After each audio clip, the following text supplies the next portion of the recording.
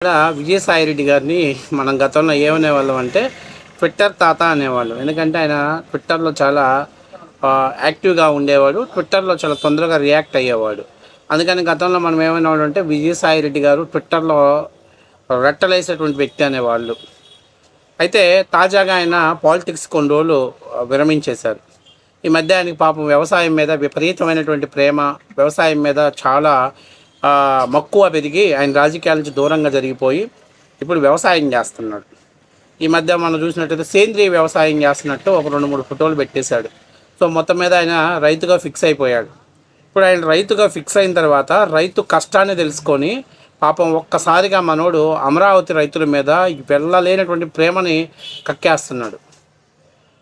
ఆయన ఎక్స్ వేదికగా ఒక పోస్ట్ పెట్టాడు. ఆయన ఏం పెట్టాడో ఒకసారి వీడియోలోకి వెళ్ళే ముందు మీరందరూ కూడా మన ఛానల్ని సబ్స్క్రైబ్ చేస్తారని మనస్ఫూర్తిగా కోరుకుంటున్నా.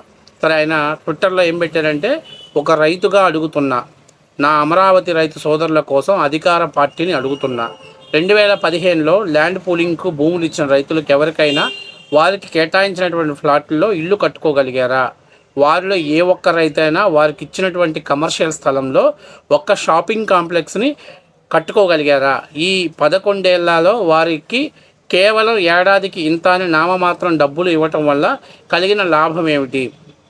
రైతుల త్యాగాలు ఎలకట్టలేనిది అని నిన్న శాసనసభలో పలువురు సభ్యులు ఎమోషనల్ డైలాగుల వల్ల రైతులకు న్యాయం జరిగిందా? భూములు ఇచ్చినటువంటి రైతులు ఇప్పటికైనా ఇంతకు ముందు మీరు ఇస్తారన్న ఇళ్ల స్థలాలు, కమర్షియల్ స్థలాలు మాత్రమే కాకుండా అదనంగా ఫెయిర్ క్యాంపెయినేషన్ చట్టం 2013 ప్రకారం నష్టపరిహారం ఇవ్వండి. అసైన్మెంట్ భూముల విషయంలో ఒరిజినల్ అసైన్లకే నష్టపరిహారాన్ని ఇవ్వండి. అలాగే మరో విషయం కూడా అడుగుతున్నా, నిరుపేదలకు గత ప్రభుత్వంలో కేటాయించిన 50 ఏళ్ల ఇళ్ల పట్టాలు మీరెందుకు రద్దు చేశారు? ఆ పట్టాలని నిరుపేదలకు తిరిగి ఇవ్వండి.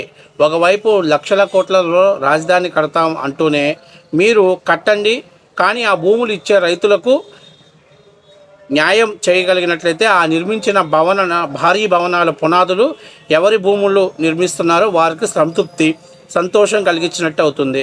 అయితే మీరు నిర్మించే రాజధాని వల్ల ఏ ధనికులో బూర్జువాలకు లాభం కలుగుతుందంటే ప్రజలు కూడా ఆలోచింపజేస్తారు. ఇది గమనించగలరు. ఇది మన విజయసాయిరెడ్డి గారు పెట్టినటువంటి పోస్ట్. ఇది చాలా రైతుల మీద చాలా ప్రేమ కలిగింది. ఎంత ప్రేమ అంటే, గతంలో ఆయన రైతులని ఇది అమరావతి కాదు కమరావతి, కమ్మ వాళ్ళ కోసం పెట్టుకున్నటువంటి రాజధాని కాస్త ఈరోజు లేదు అక్కడ రెడ్లు ఉన్నారు, కమ్మలు ఉన్నారు, కాపులు ఉన్నారు, ఎస్సీలు ఉన్నారు, ఎస్టీలు ఉన్నారు, బీసీలు ఉన్నారు, మైనారిటీలు ఉన్నారని అవగాహన కలిగింది. అందుకు విజయసాయిరెడ్డికి జ్ఞానోదయమైనందుకు.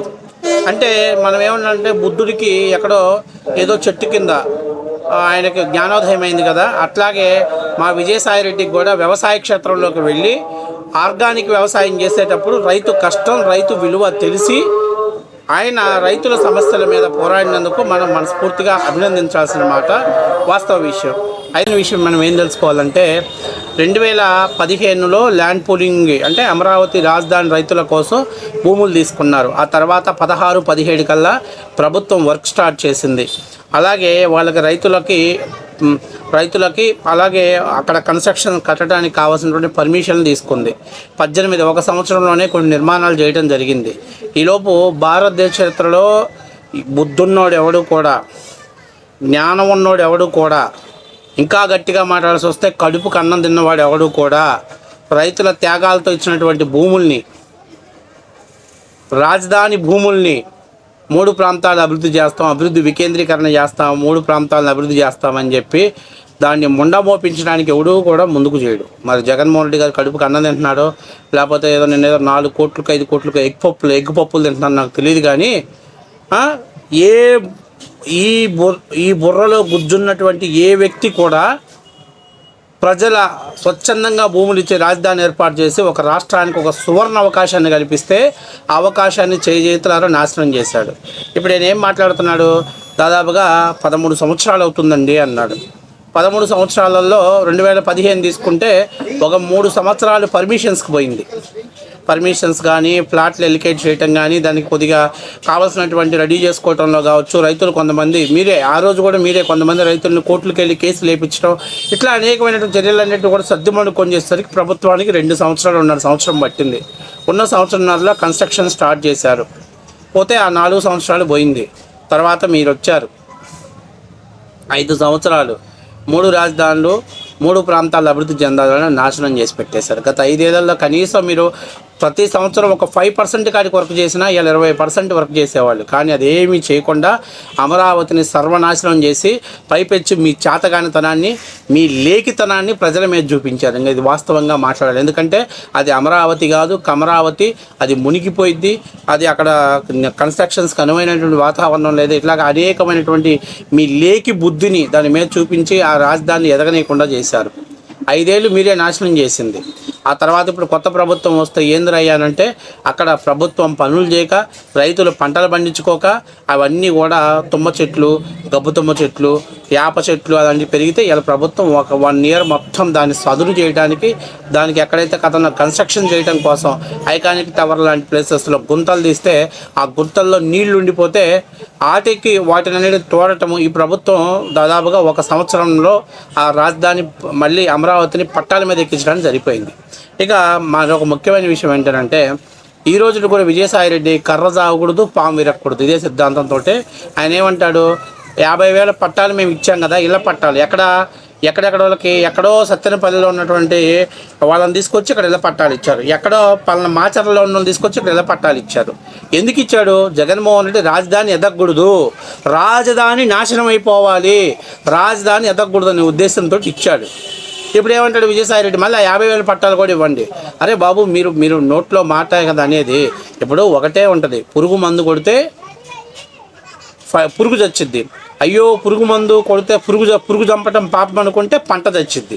ఇప్పుడున్న పరిస్థితుల్లో, ఇప్పుడు నిజంగా చెప్తున్నాను, నీ భాషలో నేను చెప్పేది, ఇప్పుడున్న పరిస్థితుల్లో రాజధానిలో ఈ 50,000 ప్లాట్లు ఇవ్వాలంటే అది ముంబైలో ఉన్నటువంటి ఒక మురికి వాడలా తయారవుతుంది.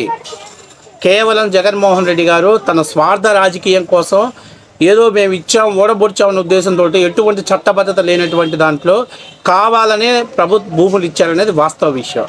కాబట్టి నేను చెప్పేదంటే విజయసాయిరెడ్డి, పురుగు చంపటమా పంటను కాపాడుకోవటమా రెండిట్లో ఏదో ఒకటి మన చేతిలో ఉంటుంది. కాబట్టి నేనేం చెప్తున్నానంటే గత 5 ఏళ్ళు మూసుకొని కూర్చొని, గత 5 ఏళ్ళు ఎటువంటి కన్స్ట్రక్షన్ స్టార్ట్ చేయకుండా ఇవాళ వచ్చి చంద్రబాబు నాయుడు మీద పంచెలు ఎగ్గట్టేసి మీరు చేసేసేయాలి, తీసేయాలి, మీరు మార్చేయాలి, బిడ్డల భవిష్యత్తు మార్చాలంటే కుదరదు. ఇవాళకి కూడా అమరావతి మీద ఒక పక్క విషం చెబుతున్నటువంటి వాళ్ళు, ఒక పక్క అమరావతి కన్స్ట్రక్షన్ పనికిరాదంటూ తప్పుడు ప్రచారం చేస్తున్న వాళ్ళు వైసీపీ వాళ్ళు. Be careful. ఆంధ్రప్రదేశ్ ప్రజలు చూస్తున్నారు. మీరు అమరావతి మీద కానీ స్టాండ్ తీసుకోకుండా 2029 ఎలక్షన్స్కి పోతే మాత్రం మీకు ఈ మధ్య ఏదో డీలిమిటేషన్ కారణంగా 263 నియోజకవర్గాలు అవుతాయి అంటున్నారు. అది కూడా మీ లక్కీ నెంబర్ 11 ఉంది. చివరికి మీకు ఈసారి ఆ 263లో కూడా 9 సీట్లు వచ్చినా కూడా ఆశ్చర్యపోవాల్సిన పరిస్థితి లేదు. అది గుర్తుపెట్టుకోవాలి. Be careful.